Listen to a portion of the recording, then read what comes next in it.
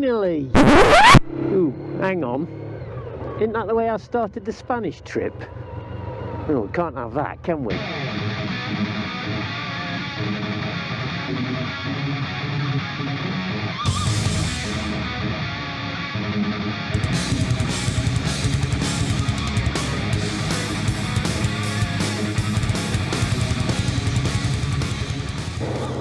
I suppose in reality it does feel like finally, because it's over a month since I've ridden this bike. It's a proper case of sod's law as well. In the beginning of April on a Friday, sat down, booked everything for the Alps trip next month. Thought, brilliant, that's all done, I can relax now, everything's booked, we're good to go. Got the bike out on the Saturday, washed it, looked spot on. Monday morning, come to set off for work, turn the ignition, nothing. So I switched off, started again, and it started up. Now I've had this issue a few times before and I've never thought anything of it. Coming to work that morning, the dash, I thought it must have been at a disco because it was just flashing on and off all the way, and you could feel the bike was cutting out as well, but it'd start back up again. It was very, very odd. Never experienced anything like that before on any bike I've had.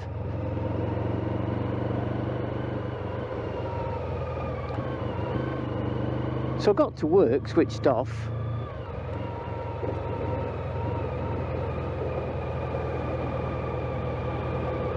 And thought I'd just try it again. Nothing. Absolutely dead. So it's then you realise that there's a bit of an issue. Luckily I've got breakdown cover, so I phoned them up, guy came out, because I was thinking it was battery related, but took the panel off for him, so he's got access to the battery, jiggled some of the connections on the battery. Ooh, still dead. So then he jiggled a few wires. Don't ask me what he did, because I don't think he did anything technical. But luckily, somehow, God knows how, it started up. So I just said to him, I says, well, what happens if it does exactly the same as it did this morning? Keeps cutting out and I'm bloody 10 miles from home. He said, I'll follow you. So he followed me all the way back home. Luckily it didn't cut out or anything. I had none of the flashing bloody dash malarkey going on. So I did the same when I got home. Went in, got changed, come back out to put the bike away. I thought, I'll just try it. Dead as a dead dodo again. So I put the battery on charge, thinking it's the battery still. Charged that up, tried it again, nothing. Well, I thought it's going in for a service anyway, and a new back tyre.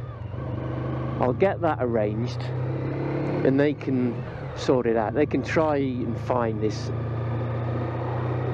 random electrical issue. So I booked it in. Bear in mind, this is the beginning of April.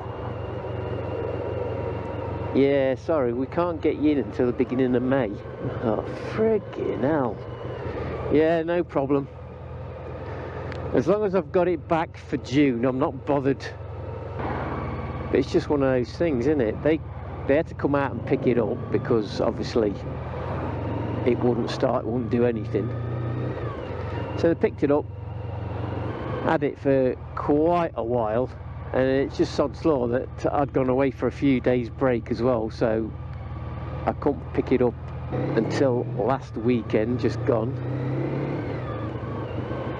So all in all, 4 or 5 weeks I've been without a bike.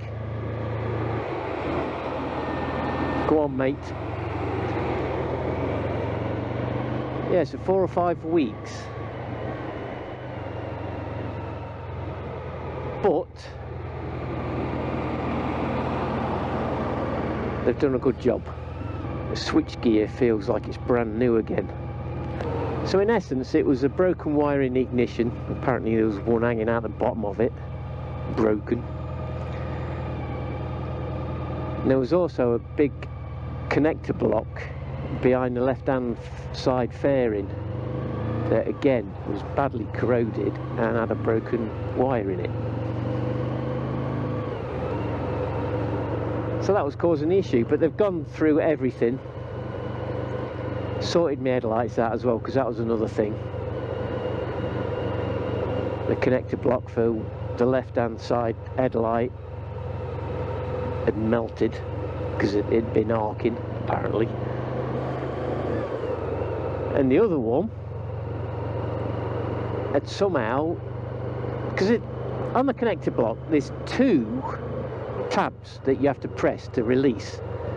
Well, these buggers had locked themselves on, so I tried to get it off because there was no way, absolutely no way. I mean, you've got a small little area to get your hand in, but that's it. You can literally just get hold of it, pull it off and get the bulb out. You can't do anything else in there, there's just no room.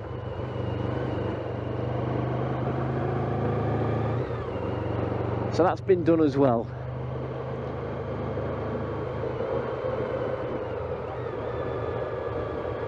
So besides that, it's had a full service, brand new rear tyre, brand new brake pads all round. So in total, it cost £1,000. Yeah, you heard that right. £1,000. I'm going to flash it up on the screen because it galls me to say it. Now I know there's going to be a load of people out there saying, why don't you do the work yourself? Yeah, I don't mind having a go at some stuff, but I hate doing electrics. I haven't got any testing equipment or what have you. I just avoid doing anything electrical. I mean, I'll take the back wheel out, take the front wheel out. I'll take the fairings off if I've got to. I just don't want to. But at least now it's all sorted for the Alps trip.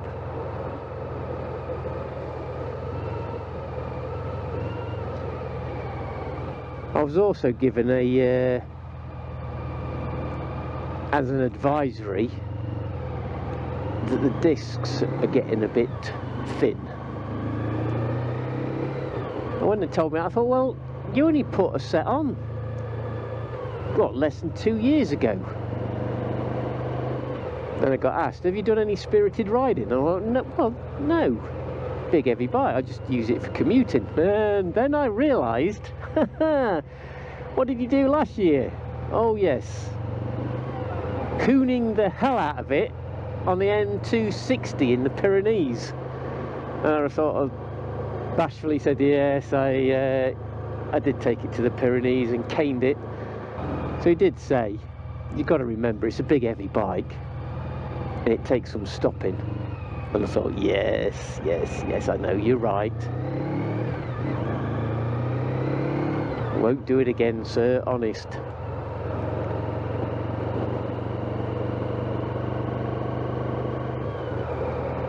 I'm going to the Alps. That's not going to happen, is it? Of course it's going to get hooned again.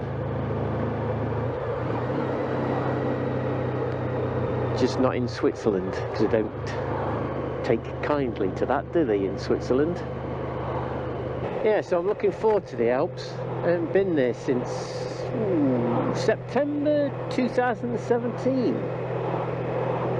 Bloody bloody hell, that's a long time ago. So it'd be good to do those passes again. And a couple of new ones, of course. Still like to get a few more trips in, but probably not abroad. Although maybe, if the better half decides that she's going to go away with a mate, I might sneak a cheeky little trip in somewhere.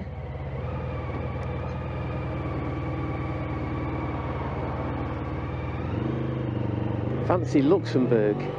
I also fancy Brittany as well. Could quite easily do a long weekend in either of those two. But we'll see. So stay tuned. Give it a like. Subscribe if you haven't already done so. And we'll see you soon. Bye bye for now.